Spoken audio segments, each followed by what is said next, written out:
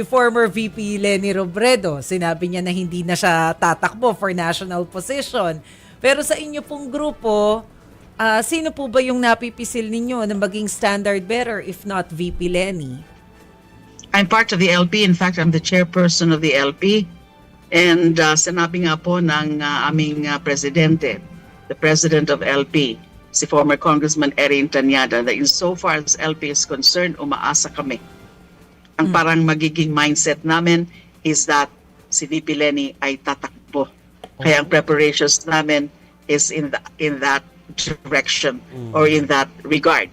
Kung hindi naman si VP Leni, kung sino yung mapipili na common opposition candidate. But as of now, hindi po kami nawawalan ng pag-asa that VP Leni, Mayor Leni, would change her mind and give it a go again for the presidency. Kasi nakikita po namin siya ang pinakamalakas na pwede makatalo.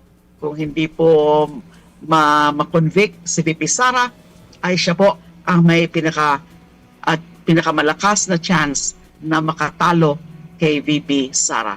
She's the most formidable opponent of VP Sara. Until when po kayo aasa, Kong? Well, hopefully at the end of the year or at the latest first quarter of next year.